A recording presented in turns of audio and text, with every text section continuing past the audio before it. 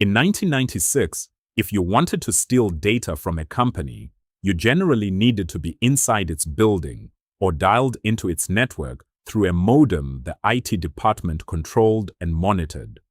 The entire discipline of enterprise security grew up around that fact. 30 years later, most organizations are still running architecture built on an assumption that stopped being true sometime in the last decade, and most of them haven't quite noticed yet. It's worth being fair to the old model before we take it apart, because it wasn't a design failure at the time. It was a design that matched its era. In the mainframe and early client-server era, physical access to a building and network access to its systems were nearly the same event. You generally couldn't reach the internal network without first being on-site or dialed into a line the organization controlled end-to-end.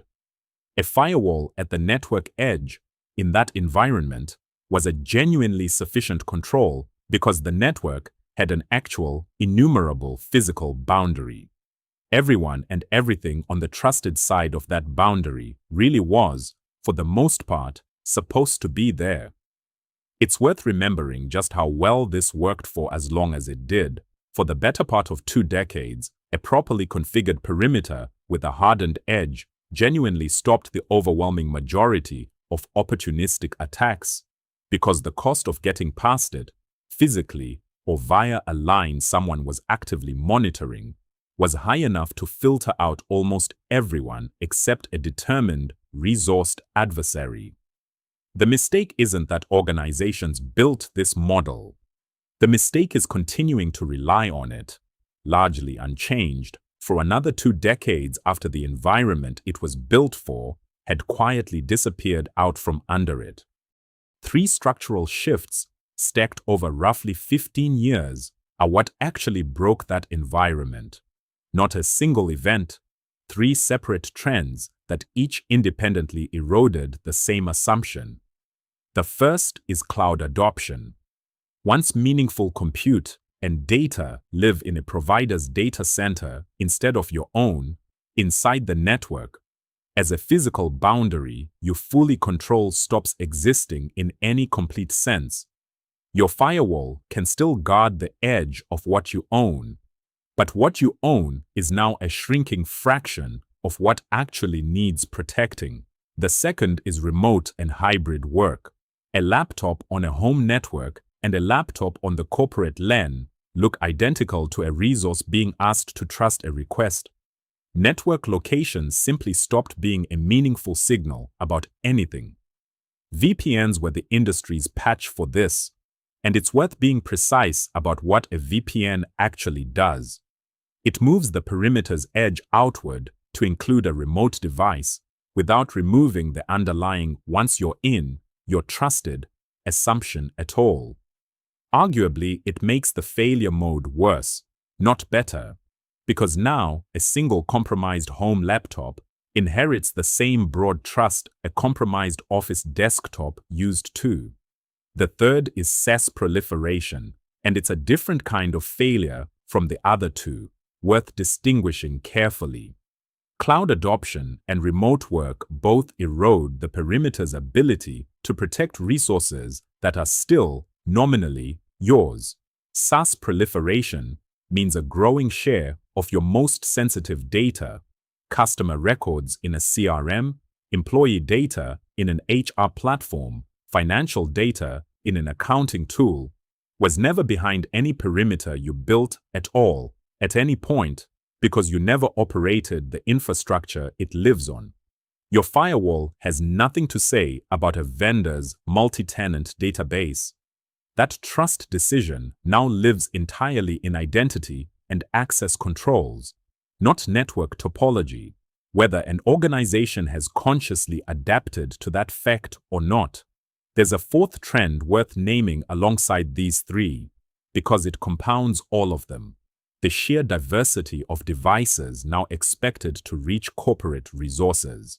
BYOD phones, contractor laptops nobody centrally manages, IoT and operational technology hardware that was never designed with modern authentication in mind at all. Each of these got added to the trusted side of somebody's perimeter, simply because blocking it entirely wasn't a viable option for the business, which means the trusted zone behind most enterprise firewalls now includes a wildly heterogeneous mix of devices with wildly different actual trustworthiness, all treated identically by a model built when inside the network meant a small number of company-owned desktops. Underneath all four of those trends sits an older, more fundamental flaw the perimeter model always had, even before cloud or remote work existed to expose it.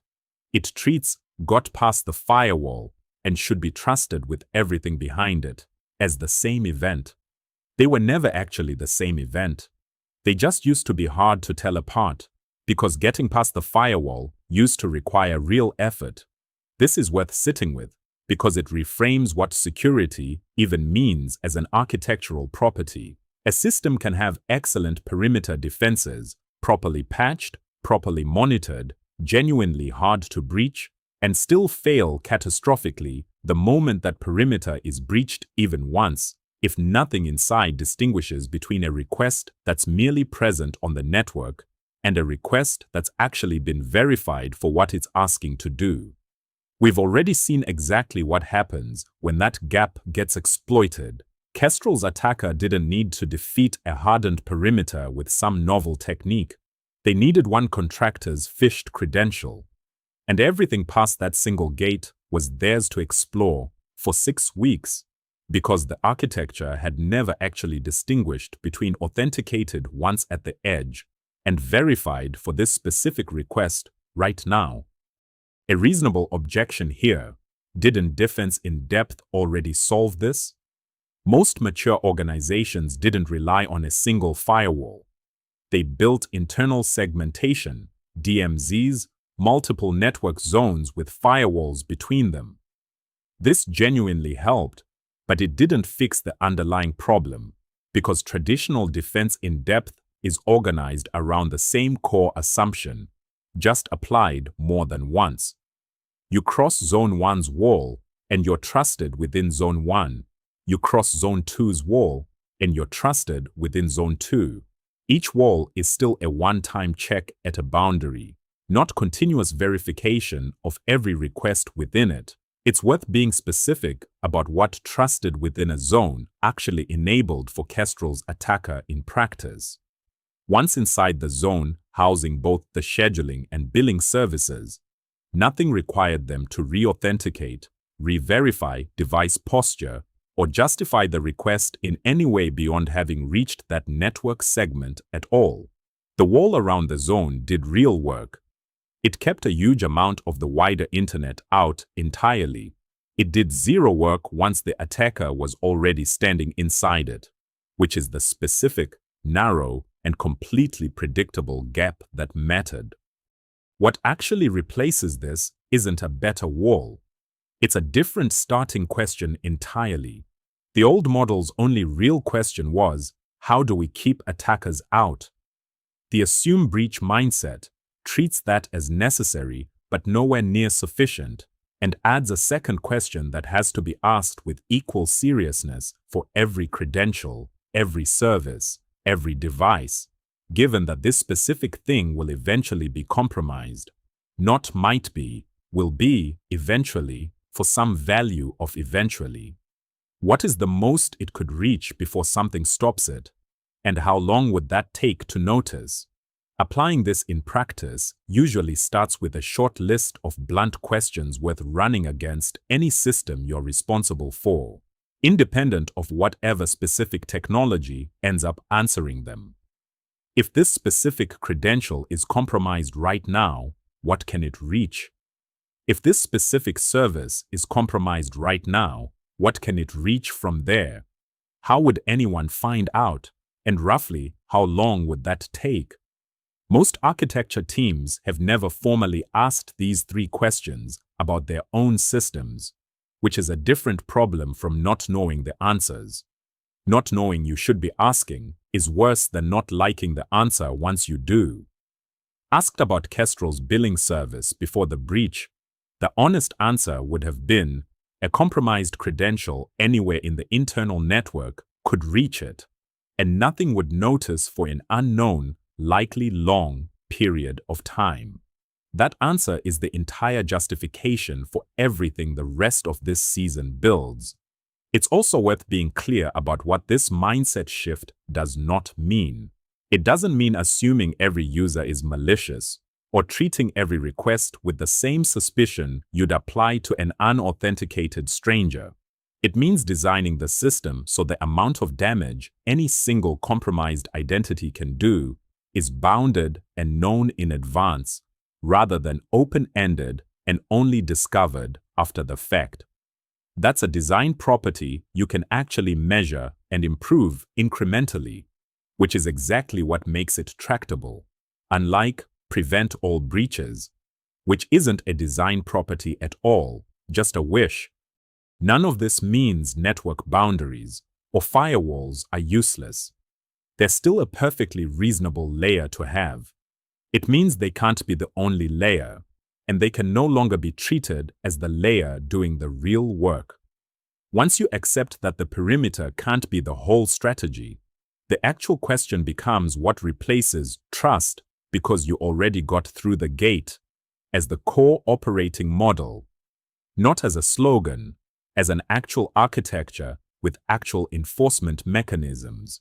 It's a genuinely uncomfortable question for most architecture teams to sit with honestly, because the honest answer for most existing systems is some version of more than we'd like and we're not entirely sure.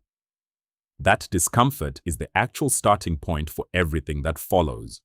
Not a reason to look away from the question, but the reason the question needs asking in the first place.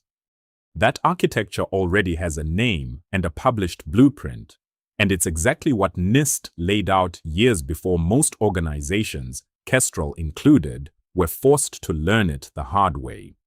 That's next episode. If you're building systems that need to survive a breach, not just try to avoid one, subscribe, and I'll see you in the next one.